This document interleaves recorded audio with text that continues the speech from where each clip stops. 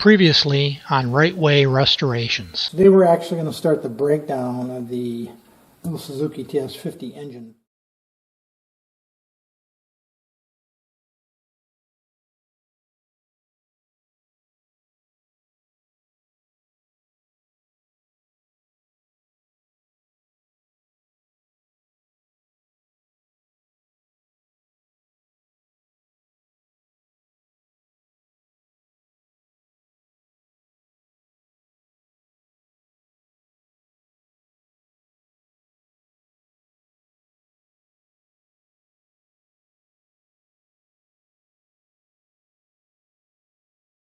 I've just thoroughly documented this entire side of the engine as it currently exists.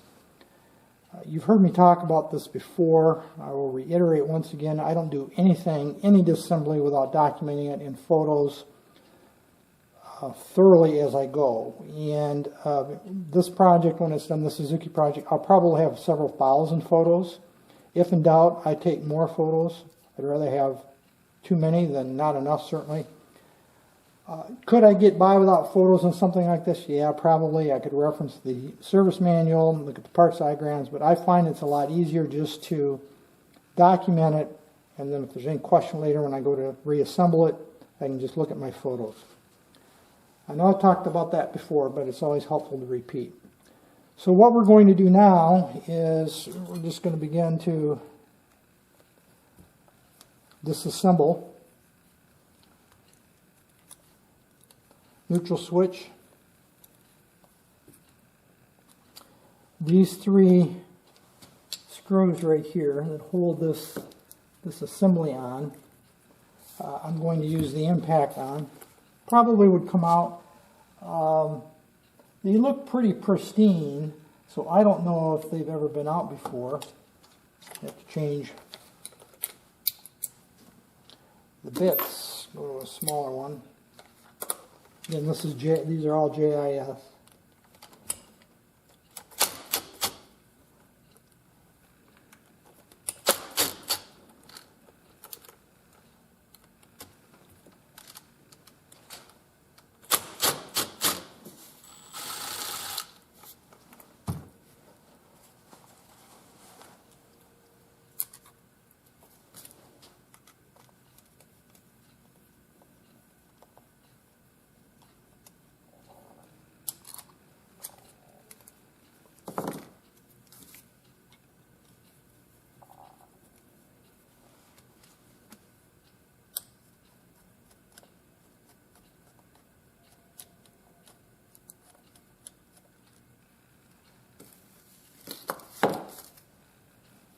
There's the three screws.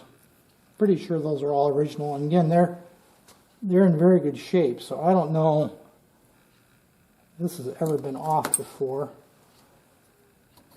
This should just slide. Notice this grommet right here, top, should just slide off like that.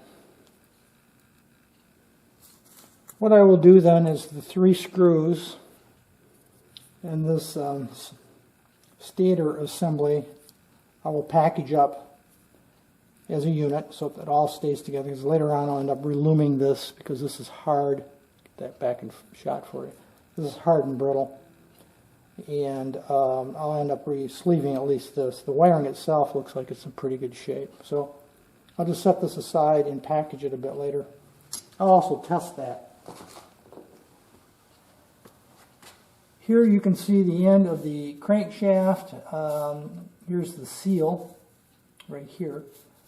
And it doesn't look like it's been leaking at all. Sometimes you can see evidence that it's been sucking air or leaking in some form. The oil line here, it goes to the oil pump back here, and then there's one that comes through and goes through the other side. I think that goes into the crank on the opposite side of the engine. You see a dowel here. That's for the engine side cover fitment. I think what I'm going to do now is I'm going to take a cold chisel right here on the end of this bent over tab for the lock washer on the countershaft sprocket And I'm going to bend that up and then see if we can't get this off. Sometimes these can be a little cranky to get off as well. Again, I'm wearing safety glasses here. I don't know if you can see that or not. I just got a cold chisel. It's flat on one side and obviously it's tapered on the other.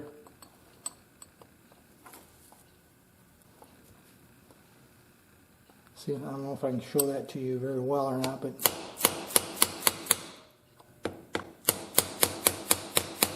I'm just straightening that tab out.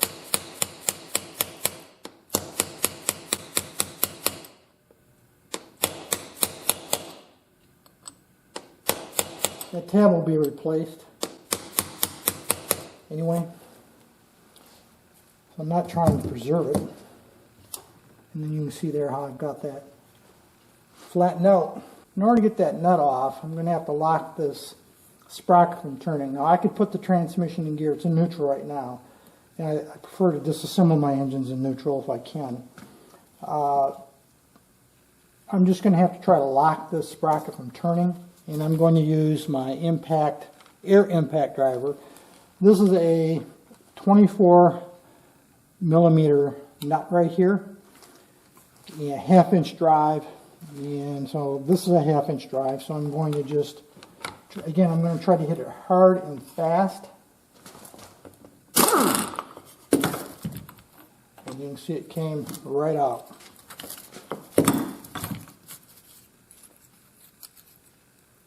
Right there. Those can be a bear, like I said, sometimes. So I've got countershaft sprocket off. Pretty much everything on this side disconnected. You notice, by the way, I used this little piece of wood just to hold that initially until that impact driver could get that nut spun out or off. Got that done. Let's see, what else are we going to do here? I think what I'm going to do now, turn this around, get that out of the way. I think what I'm going to do now is, I don't know if you can see the oil line.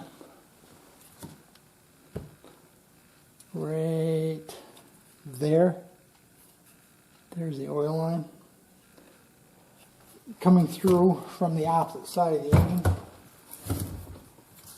think I'd like to get this this oil pump off while I'm working over here on this side, and I'll remove this neutral switch as well. Again, this is where the engine is split. I don't know if you can see it right here. I talked about, if you remember, the vertically split engines. Well, you can see right here the seam. So I think I'm going to go ahead now and remove the neutral switch, 2 screws that hold it in. Then we'll remove the oil pump. Somewhere along the way I banged up my finger right there. I don't know how that happened. Never felt it.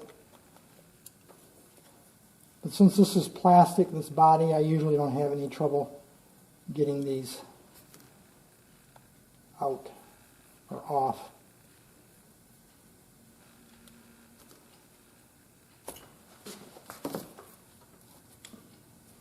I need a little persuasion here.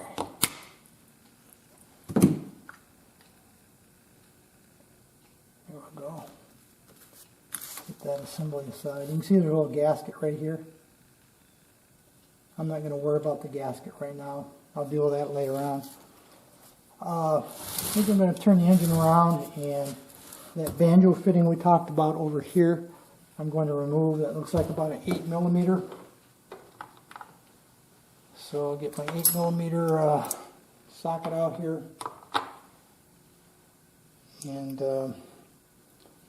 again, those banjo fittings are usually not a problem, because they're not usually very tight.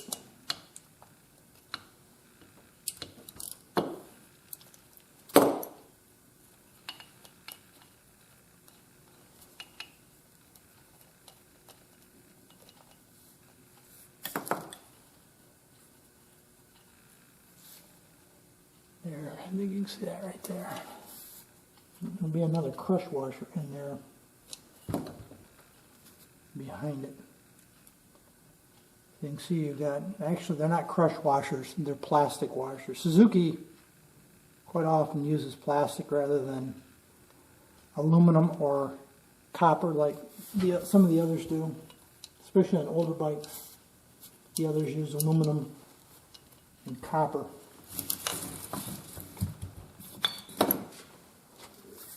So we've got grommet here. Looks like there's 2 screws that hold this oil pump assembly on. It's a Mikuni oil pump.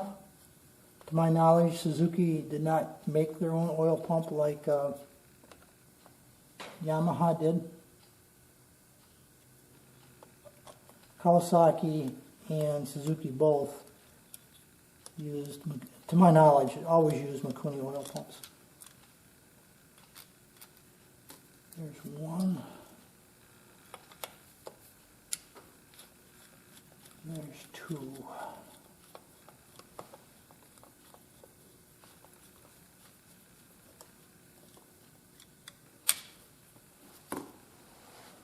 What do I do with my magnet here? My magnet's around here somewhere.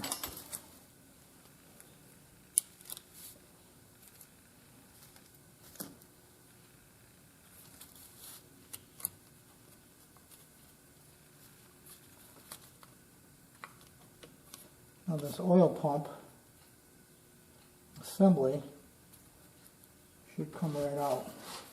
You gotta be careful, these are plastic oil lines and you don't want to damage them, obviously. Gotta remove that fitting right there. It looks like an 8mm.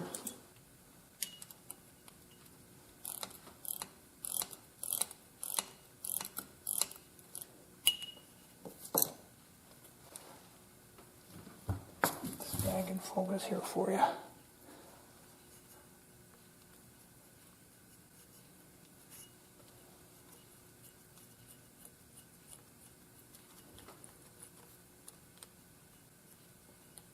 Again, we got a seal or fitting, part of the banjo assembly.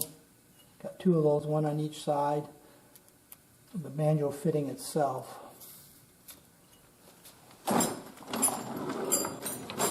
So now we should be able to finesse this oil pump assembly out.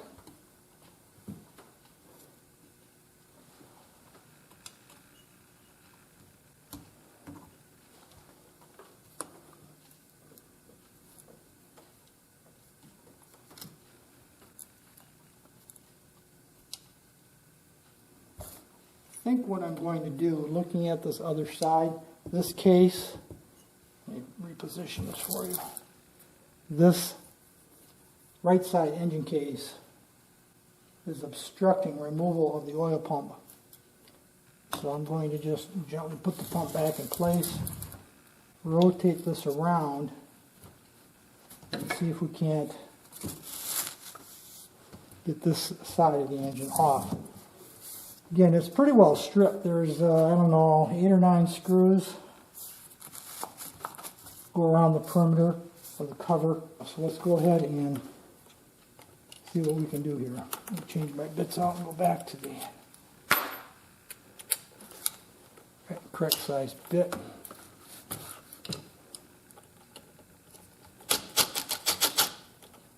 Those aren't tight at all. I'm surprised that doesn't leak.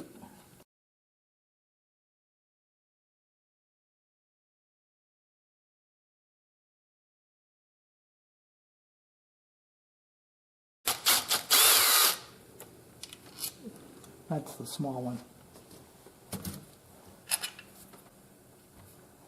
Sure, I got everything loose all the way around.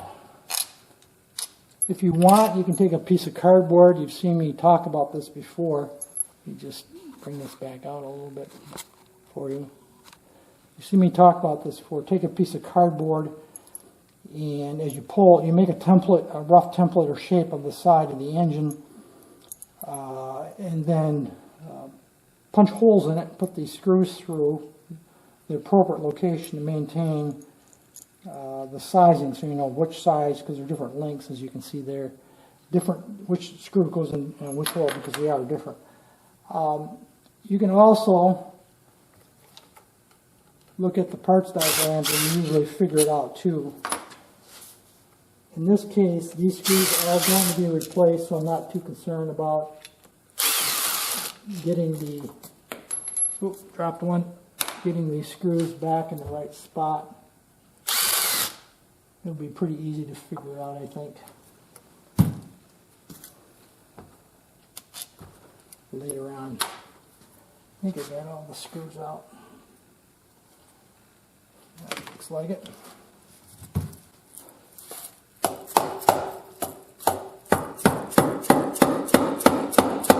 See if we can't get this loose. I found another screw it's missing. Now I didn't try to force this off, as you could tell. I was taking my time, but I started looking around, and way down in here's another screw that I missed. So you can see that it happens to the best of us.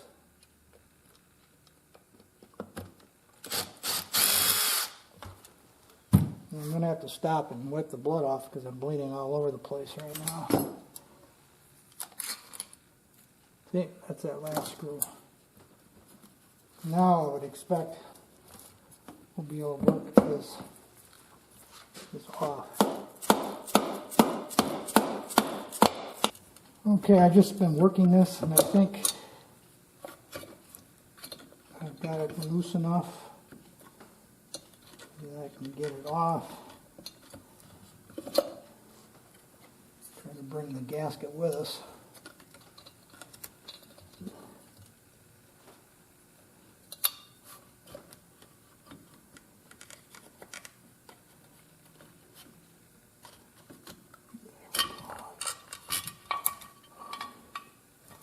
Like that. And you can see a little oil left over, residual. That's why I put a little cardboard down like you see.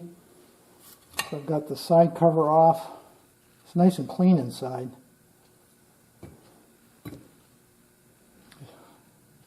Quite impressed how clean it is. Again, this has been off before.